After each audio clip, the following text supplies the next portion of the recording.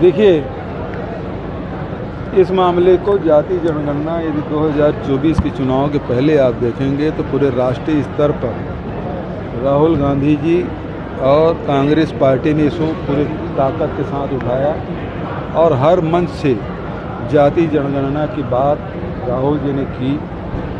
उसका कारण यही है कि आज जो समस्याएं हैं, आम जनता की जो समस्याएं हैं, उसका हल जाति जनगणना में दिखाई देता है। किसकी कितनी जनसंख्या है वो भी पता चलेगा, उससे ये भी पता चलेगा कि उसकी आर्थिक स्थिति क्या है, उसकी सामाजिक स्थिति क्या है, राजनीति में उसकी भागीदारी कितनी है। ये उस सर्वे से ये भी पता चलेगा।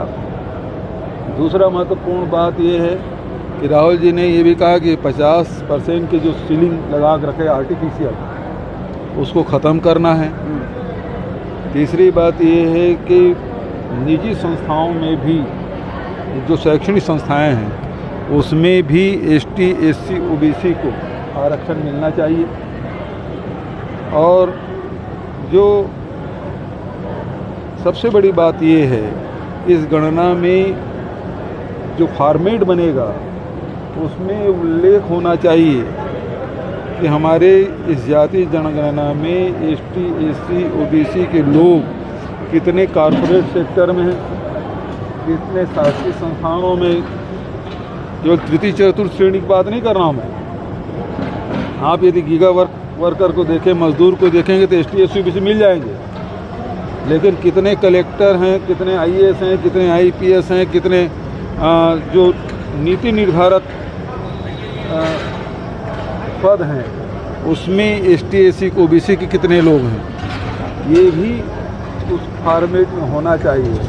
और सबसे बड़ी बात ये है कि इसको शुरू कब से कर रहे हैं, इसको लागू कब से कर रहे हैं। जो मोदी जी ये कहते थे हिंदुस्तान में केवल 4 जातियां हैं, आज राहुल जी के अभियान चलाने के कारण से